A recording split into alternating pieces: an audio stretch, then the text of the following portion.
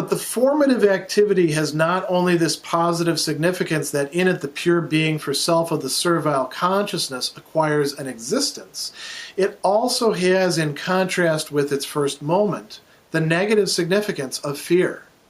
For in fashioning the thing, the bondsman's own negativity, his being for self, becomes an object for him only through his setting at naught the existing shape confronting him. But this objective negative moment is none other than the alien being before which it has trembled.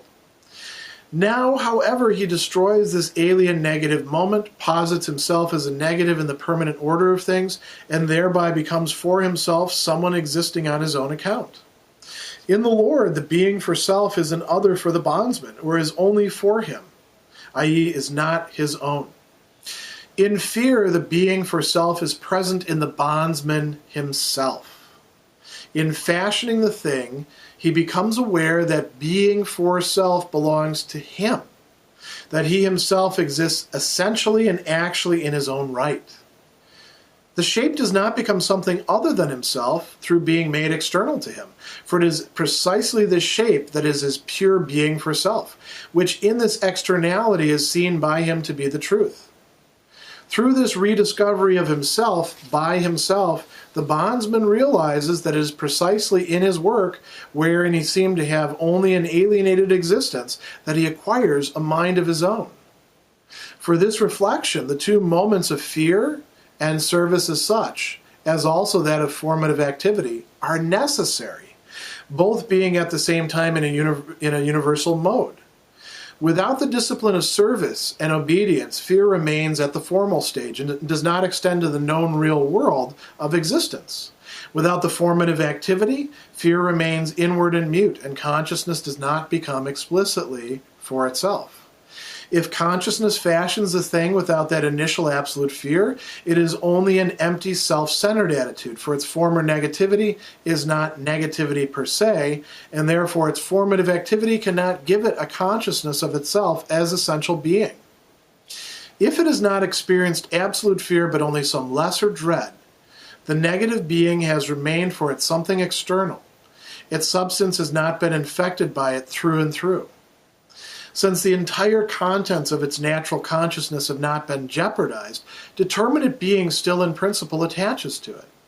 Having a mind of one's own is self-will, a freedom which is still enmeshed in servitude.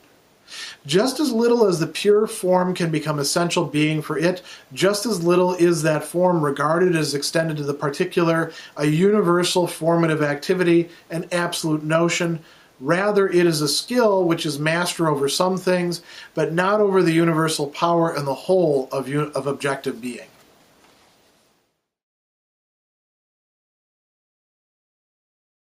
In this final paragraph, 196, the last paragraph of the master-slave dialectic, we have reached a very important turning point. We have developed a shape of consciousness, or actually two shapes of consciousness, the master and the slave.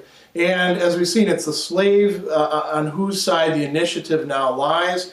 The slave is going to continue to develop, and this isn't the end of the story, or else we wouldn't have Stoicism, skepticism, and the unhappy consciousness immediately following this. So what is Hegel going to do to bring all of this together? There's really two main things happening in this paragraph that I want to call your attention to. One is we're going to look at this whole diagram here and what's going on with that. It looks rather complicated. It is rather complicated, but it could be summarized in saying that the slave becomes aware of his or her self-identity through their externalization of themselves into the world of products, into the world of artifacts, into the world of things which they've formed. You notice that I've also got these three things up here at the top: fear, service, and formation or formative activity. Furcht, dienen, and bilden. This is the second thing that's going on in this paragraph. Hegel is going to insist that if this development is going to occur, so you realize that this is an if, not an automatic sort of thing. These three conditions have to be met, and they have to be met fully. or adequately. They can't just be partially fulfilled. So what this means is that not every human being who is thrown into the position of servitude is automatically going to develop in this way. This is something that requires certain circumstances to come together. All right, so that said, what's going on with all this stuff over here? Hegel starts out this paragraph by saying that there's a positive and a negative significance to what's occurred, right? The positive significance lies in the formative activity, the bilden. And when we see this word bilden, we ought to think Bildung as well, the more substantive form of it, because the slave is not merely imparting form or shape or structure or utility to objects. The slave is also doing so to him or herself in the process. And Bildung is culturation. It is formation of the person. It's part of what we do in real education, not, just throw a whole bunch of things at you and give you a multiple choice test kind of education. The negative aspect, the negative dimension is fear. And Hegel is going to stress to us that both these sides are operative at the same time in what is going on. The formative activity has positive significance. It also has the negative significance of fear. Why? Here's where we get to the chart, right? In fashioning the thing, the bondsman's own negativity, his being for self, becomes an object for him. That means that the slave now, we saw that the slave is able to grasp their own being for self. The master has being for self, but the slave also has being for self. But they grasp it by negating it as an object. How do they negate it as an object? Partly by what they subject themselves to. It's not just the master who subjects the slave. The slave can only really be a slave when he or she also subjects him or herself. And in doing so, it seems like the master totally wins, right?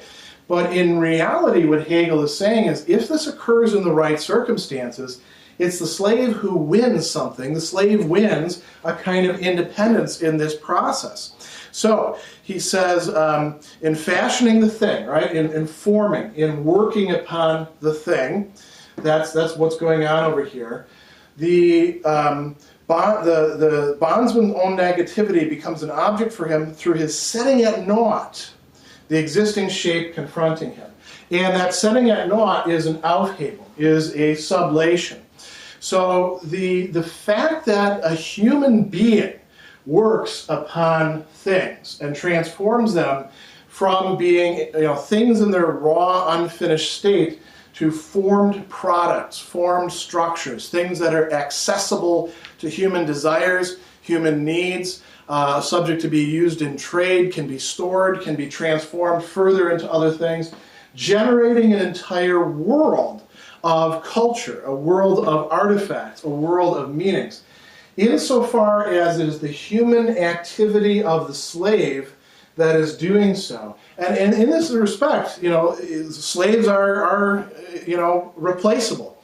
Slaves are substitutable. You don't need necessarily this guy to be the farmer. You can put another farmer in his place. That's part of what's going on here.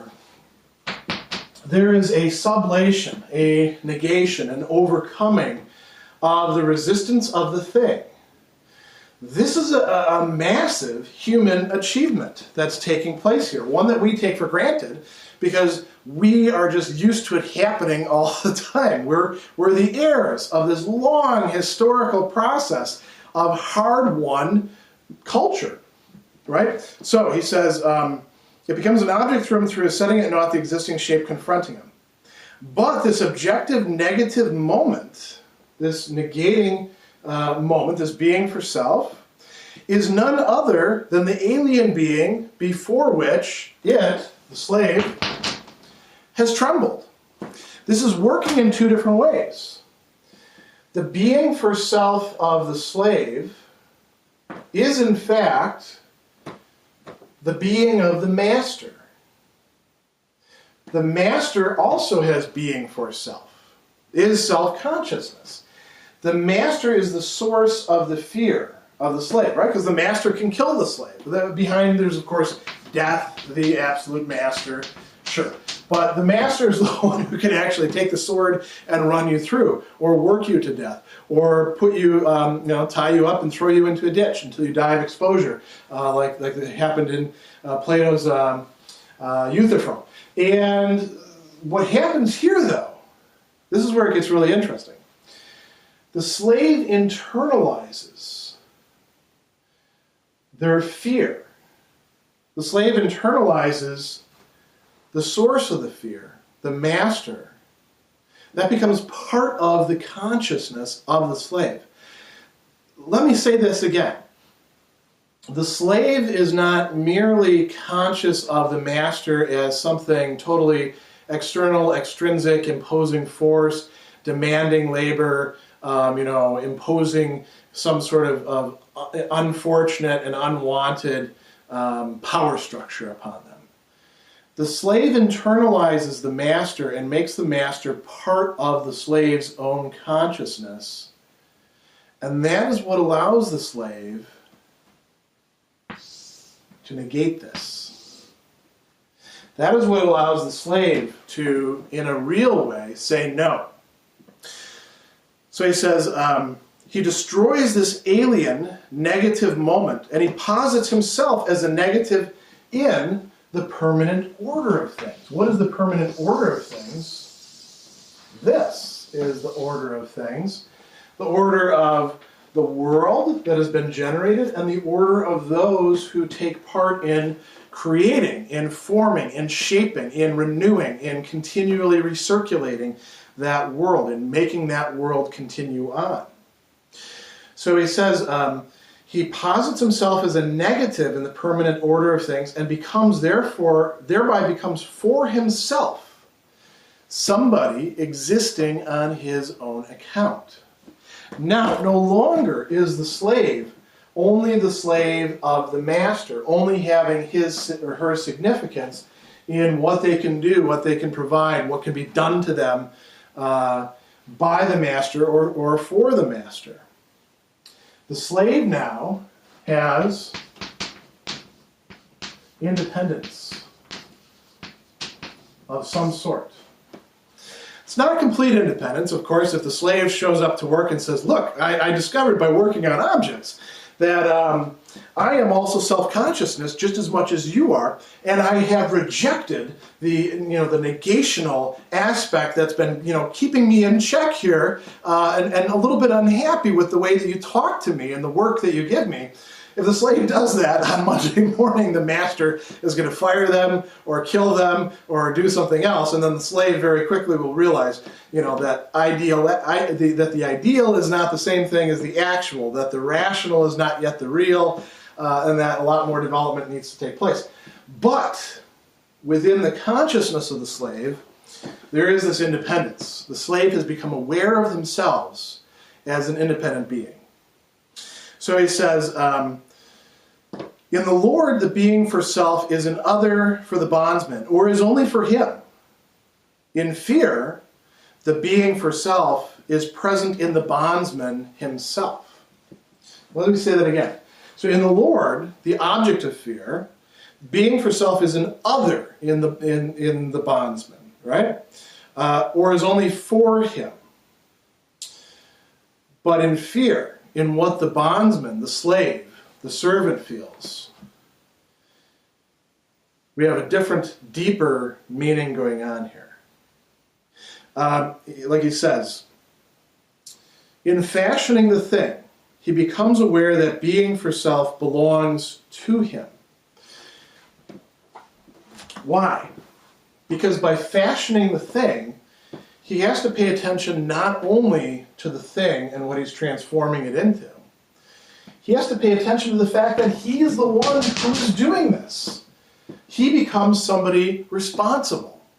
Somebody who is not just a mediator between the master and the thing by, providing him the best parts of it, but by being the person who actually understands the thing and understands and can make his way around the world of things, this realm of independence, that in relation to the master is now starting to look pretty pale, pretty, weak in many respects, pretty ghostly. So the slave is becoming aware of who he is through his work, through the service that he owes to the master, through the forming activity upon the thing. He says, he becomes aware that being for self belongs to him, that he himself exists essentially and actually in his own right.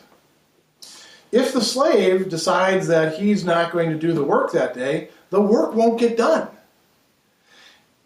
Now, of course, you can find another slave to do the work, but it'll still require doing that. And in many cases, if the slave doesn't do the work won't happen, and the master is going to be, in many respects, screwed in a position where they can't get what they need. The master will then probably have to resort to doing some of the work him or herself.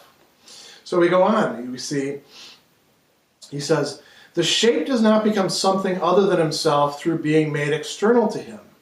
For it is precisely this shape that is his pure being for self. We come again to the formative activity. What happens when a person is working upon things and transforming them into something else that can satisfy desires, that can meet human needs? Is it just an activity where I'm not putting anything of myself into that thing? Or when I'm really working, am I indeed externalizing myself into the world? So I can say, I did that. That is my product. That is something that is from me. There's a little bit of me in it. So he says, through this rediscovery of himself, by himself, the bondsman realizes it is precisely in his work. In his work, this whole complex here, forming service, he felt that he was alienated. He felt that in this he was just being treated as less than human. He was not able to make sense of what he was, who he was, what little sense he could make of it. He wasn't happy with that. It seemed as if the master is getting everything that's great over here. Wouldn't it be wonderful to be a master? But it turns out that the slave, by engaging in this very process, has discovered who he or she really is, what he or she really is, what it is to be a human being. Because they are a human being. They are human being in its existence, which is the only way that human being has any real presence. So he says, for this reflection, here's where we get to this other part here. For this reflection, the two moments of fear and service as such, as also that of formative activity, are necessary. These being at the same time in a universal mode, right? So if we don't have fear, this process doesn't happen. If we don't have service, this process doesn't happen. If we don't have formative activity, this process doesn't happen. Notice what we need to have for this. For fear and for service, we need an other in the position of the master. So we can't do this all by ourselves. Hegel is here rejecting any sort of theory of human origins that would say that in our original state, we're just completely free and we work on things and then we start, dealing with each other, and only after that do we have power relations. Hegel is saying, no, power relations are there if we're going to have human development from the very beginning. They're inherent in the nature of self-consciousness, not necessarily in the sense that we're doomed to power failures. It is something that we want to eventually surpass, and we will in fact see many better shapes of this. But it is something that is inherent in the human condition. This other, and this other that we're serving could be in fact a human master, it could be the gods. Think again about the Babylonian Enuma Elish that I've brought up before. At the end of the Enuma Elish, which is a origin story, which is quite cool. There's lots of fighting going on there, betrayals, anger, lots of really great stuff.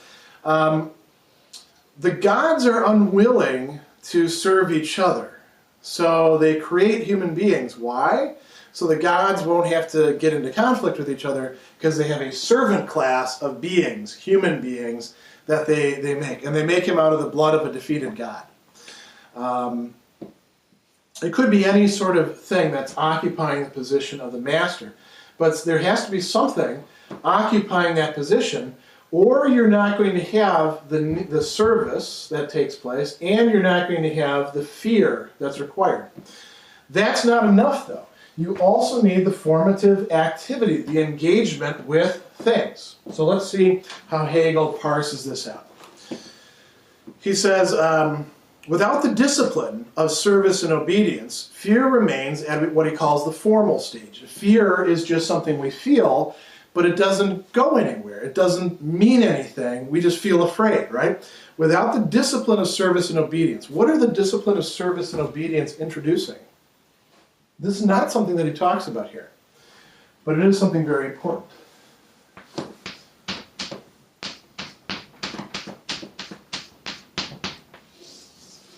It's a dimension of temporality. Fear is something that we feel, and feelings can go on for time, right? But feelings can also disappear very quickly. They can ebb and flow. What gives the fear some sort of constancy that allows the fear to be able to mean something for the human being is the fact that they are within a temporal matrix, not just a succession of moments, but rather a succession of activities, a succession of relations that are going on and on and on. There's a repetition involved in the service that's taking place here. So he says it doesn't extend to the known real world of existence if it remains just at that formal stage. Without the formative activity, on the other hand, without turning to the thing, fear remains inward and mute. So you can put somebody in a position where they're afraid of you and they have to do things for you, but unless they're actually having to engage with other things, perhaps other persons or other things, it's not going to cause any sort of development. The fear remains inward and mute, and consciousness does not become explicitly for itself. Why? Because it only becomes for itself as it externalizes itself into its products. Now, he goes on and he says, if consciousness fashions the thing without that initial absolute fear, which is coming from the master, but then has to be internalized, felt as something that turns one's entire perspective and existence upside down, calls everything into question, shakes things to their foundations. If you don't have that, he says, it's only an empty, self-centered attitude. Its form or negativity is not negativity per se. It lacks a universal human dimension to it. It's only about me. It's my fear, and not fear felt or understood as fear for human reality in general. So he says, then if that happens, here we go, its form or negativity is not negativity per se. Its formative activity cannot give it a consciousness of itself as essential being. I can't see myself as no longer just Greg Sadler, but humanity. And that's very important for Hegel. He says if it's not experienced absolute fear, but only some lesser dread, the negative being has remained for it something external. The negative being is the master, and the negative being is the world of products. If it hasn't experienced absolute fear, then he says its substance has not been infected by it through and through. And so since the entire contents of its natural consciousness, what does he mean by its natural consciousness? It's attachment to where it is, who it is, what it thinks itself to be, the life that it was unwilling to abandon. If it hasn't abandoned that, if the contents of its natural consciousness have not been jeopardized, says determinate being still in principle attaches to it. And here he says having a mind of one's own, Eigensinn, stubbornness, as we translate that. A sort of, being stuck in one's own attitude and not being able to be receptive to what else is going on around you. Eigensinn is remaining trapped in a self perspective and not grasping oneself as being related to others and being part of a general universal humanity. So all of these are required for that to develop. This is, in certain respects, a kind of tragic view on human beginnings. It's not a tragic view about where we're going, but it does say that you can't have any real development without, somebody working for somebody else, without, engaging in objects, but also without somebody scaring the hell out of somebody else and making them so scared that they literally turn inside out, that they become a whole different person because of it. So this is a very important development.